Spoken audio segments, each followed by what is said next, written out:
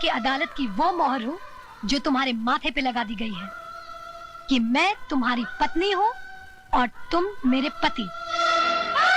जब तक मेरी मांग में सिंदूर और गले में मंगलसूत्र है, दुनिया तो क्या, भगवान भी तुम्हें मुझसे अलग नहीं कर सकता।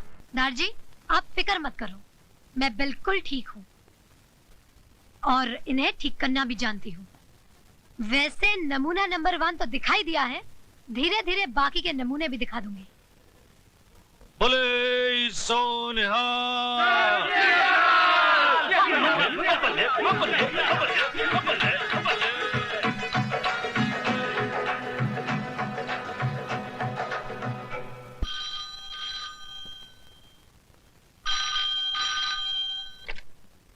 हेलो बहू, बाबूजी, नमस्ते।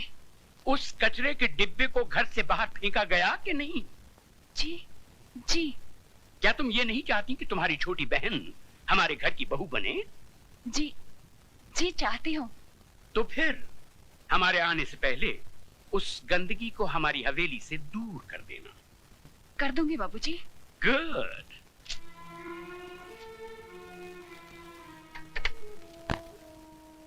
इसका फोन था दीदी? ससुर जी का। कह रहे थे कचरे का डिब्बा बाहर फेंका कि नहीं। तो कह देती ना, कचरे के उस डिब्बे ने हम सबको कचरे की थैली बनाकर घर के बाहर लटका दिया है।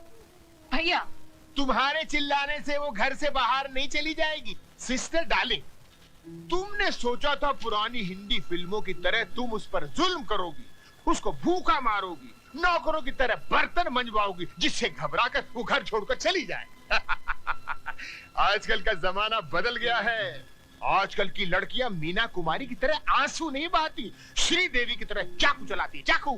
वो श्रीदेवी बने या माधुरी दीक्षित, मैंने उसका तेल नहीं निकाला तो मेरा नाम शारदा देवी नहीं। ओ सिस्टर डार्लिंग, ऐसी गलती हरगिज मत करना, वरना वो सरदार आगे से तलवार डालेगा और इंस्पेक्टर पीछे से डंडा। तो क्या करें? हाथ पर हाथ धरकर बैठ जाएं? कह दें कि माला जी हम हार गए, आप जीत गई। भैया, मैंने जब से होश संभाला है राज से प्यार किया है और मेरे जीते जी कोई राज को मुझसे छीन नहीं सकता। तुम माला को हराने की बजाय राज को जीतने की कोशिश करो, क्योंकि राज भले ही तुमसे प्यार न करता हो, लेकिन माला से नफरत जरूर करता है। और इसी बात का फायदा उठाकर बरस पड़ो उस पर, गिरफ्तार कर लो उसको अपनी मोहब्बत में।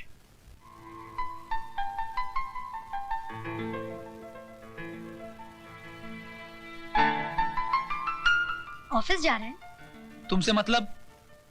मतलब तो है, मैं आपकी बीवी जो हूँ। मैं नहीं मानता तुम्हें अपनी बीवी। मानेंगे, आप भी मानेंगे।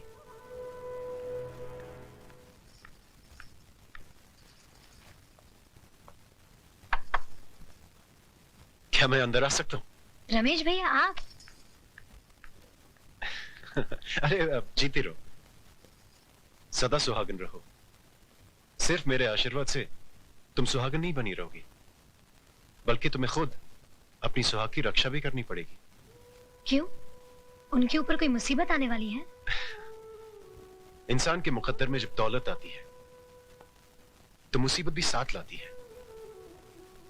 मैं कुछ समझी नहीं। शराब और जुए के नर्क से आदमी को वापस लाया जा सकता है, लेकिन अगर मर्द किसी दूसरी औरत के पल्लू से बन जाए तो उसे सिंदूर और मंगलसूत्र भी वापस नहीं ला पाएंगे।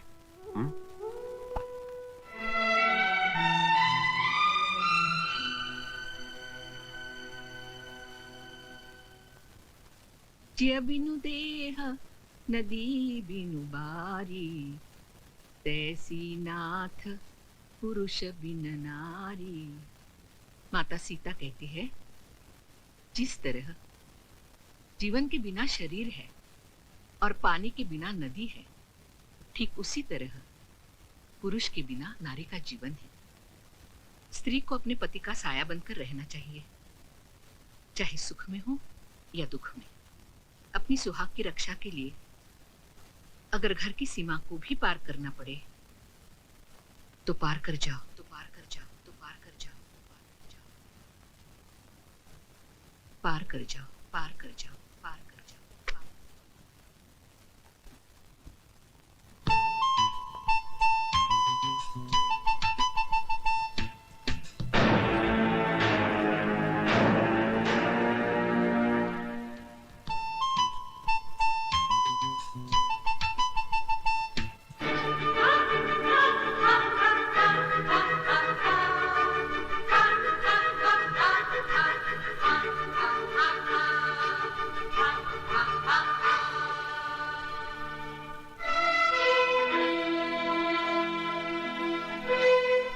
आपको इतनी भी तमीज नहीं है कि बिना इजाजत किसी के यहाँ नहीं जाना चाहिए?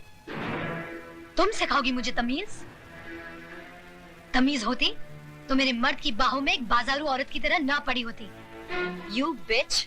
ये अंग्रेजी गाली अपने पास ही रखना। हिंदी में एक गाली सुना दी तो सारा खानदान कब्र से बाहर आ जाएगा। माला, चिल्ला मत चुड़ैल, वरना बाल पकड़ के यहाँ से घसीटते हुए ले जाऊंगी। एक बात सुनती जाओ, जिसे में बहुत गर्मी है तो अपने बाप से कह देना, एक सांड ढूंढ के ला देगा।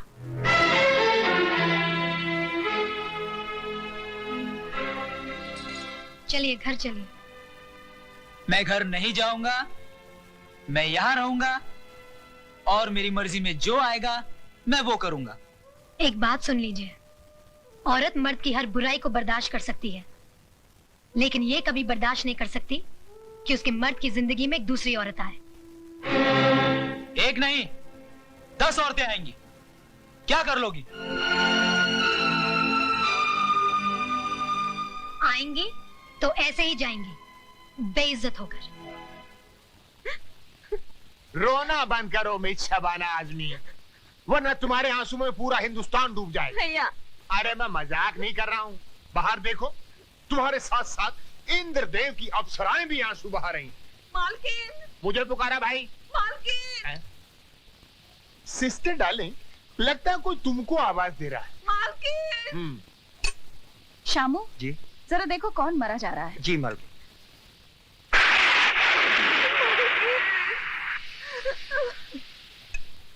मालकिन, नीचे कौशल्या आई है।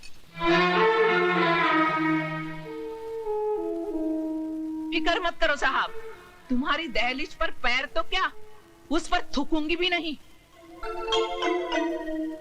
शामू उसे ऊपर लेकर आओ। मालकिन, मालकिन, मेरे पोते को बचाइए, बुखार आ गया है इसे, बेचारा बेहोश हो गया है। यहाँ क्यों लाई है इसे? ये क्या सरकारी अस्पताल है? मालकिन, इसे अस्पताल दाखिल करना है, मुझे 500 रुपए दे दीजिए, इसकी जान बच जाएगी। क्या समझ कर आई है यहाँ? सरकारी खजाना पड़ा है। मालकिन, हमारे माँ बाप तो आप ही हैं, आपका दरवाजा नहीं खटखटाएंगे तो और कहाँ जाएंगे? क्यों इतनी जल्दी भूल गई? तूने ही तो कहा था कि आपके दरवाजे पर कभी थूकने भी नहीं आऊंगी। भूल हो गई थी मालकिन। हर भूल की सजा है। मैं तेरे इस बच्चे की जान बचा लूंगी अगर तू मेरी चौखट पर थूक कर चाटेगी तो।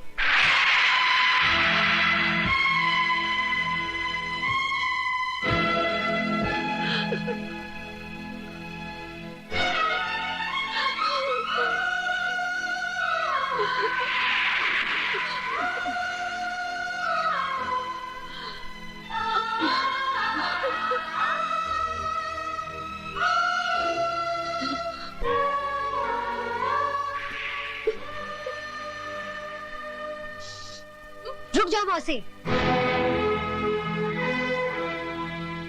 उठो मौसी। ये हवेली और ये चौखट बड़ी बहू दहेज में लेकर नहीं आई थी। इस पर जितना हक बड़ी बहू का है उतना ही छोटी बहू का है।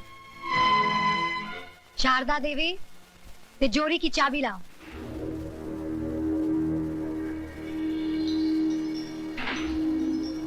चाबी लाओ बड़ी बहू।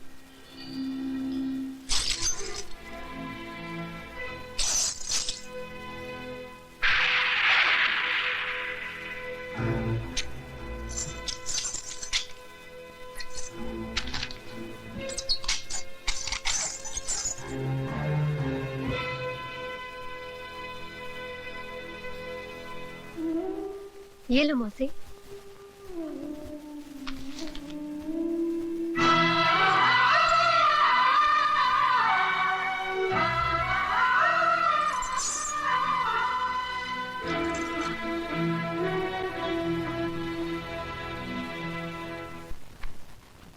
ये लड़की है कि फूलन देवी? अरे खड़ी क्या हो, जल्दी जल्दी कपड़े बांधो, वरना अभी तो उसने सिर्फ तिजोरी की चाबी छीनी है, फिर कहीं आ गई तो सारे कपड़े उतरवा देगी। इलाहाबाद नंगा जाना पड़ेगा, नंगा। दीदी, मुझे तो बहुत डर लग रहा है, तुम भी हमारे साथ चली चलो। ठीक है, लेकिन तुम लोग ये मत समझना कि मैं उससे डर कर जा रही हूँ। नहीं नहीं नहीं नहीं, हम लोग तो उसको डरा के जा रहे हैं।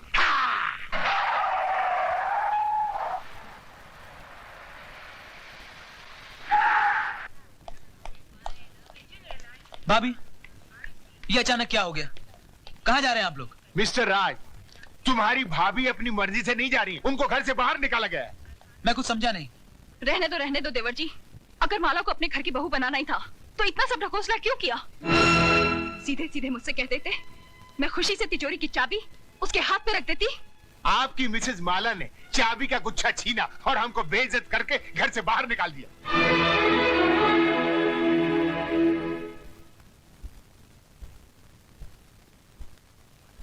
माला, माला! बदतमीज, क्या समझती है अपने आप को? हाँ? इस घर की मालकिन? बड़ों के मुंह लगती है? जान से मार दूंगा तुझे। क्या हो रहा है ये सब? बस करो। रुक जाइए रमेश भैया, आपको मेरी कसम जो बीच में आए। मैं जानती हूँ कि आपके दिल में मेरे लिए हमदर्दी है, लेकिन आज आप भी उन सब की तरह तमाशा देखिए जिनके दिलों की हसरत आज पूरी होगी। हाँ तो मिस्टर हस्बैंड, रुक क्यों गए? दिखाइए अपनी मर्दानगी और इस बेल्ट से लिख दीजिए मेरी पीठ पर कि मैं तुम्हारी पत्नी नहीं हूँ। लेकिन याद रखना, जितने भी जख्म दोगे हर जख्म से एक ही आवाज आएगी, जीते जी इस घर से कभी नहीं जाऊंगी। जाऊंगी तो मरने के बाद, वो भी तुम्हारे कंधे पर सवार होकर। तुम्हारी ये हसरत मैं अभी पूरी करता हूँ।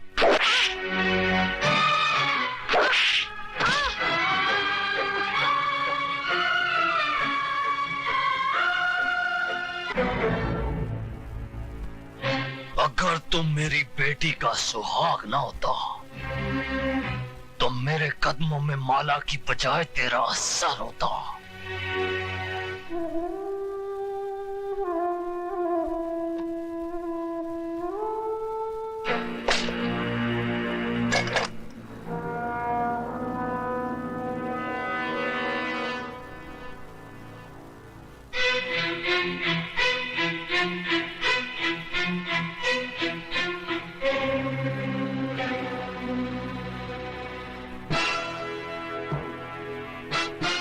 चला गोली, अगर तेरी माँ ने दूध पिलाया है तो चला गोली, चला गोली।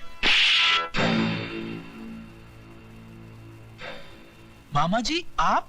मर गया तेरा मामा। मामा जी, अगर डैडी को पता चला कि आपने मुझ पे हाथ उठाया है तो क्या कर लेगा तेरा बाप?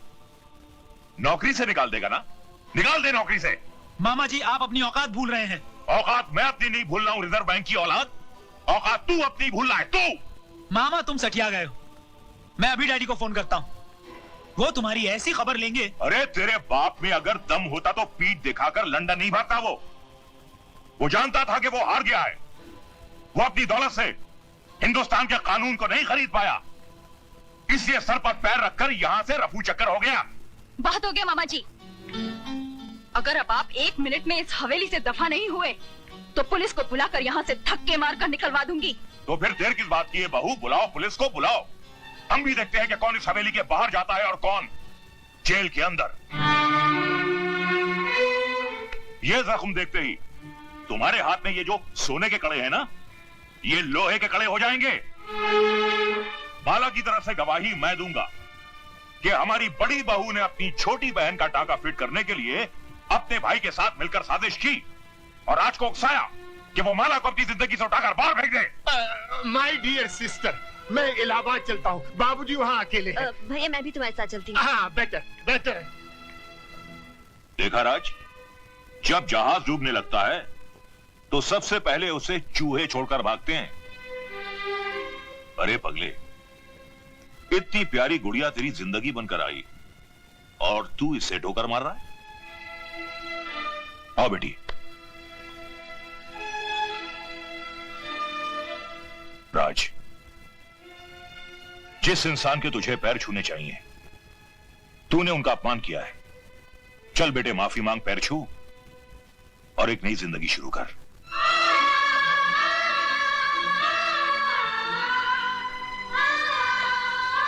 मुझे माफ कर दीजिए। ऐसा अनर्थ मत कर बेटा, मैंने तो कन्यादान किया है। तुम मेरे पैर छुएगा तो मैं तो सीधा ही नरक में चला जाऊंगा। देखा बेटे, इसे कहते हैं महान आत्मा। तूने इनकी बेटी पर इतने जुल्म ढाए और इन्होंने तुझे एक पल में माफ कर दिया।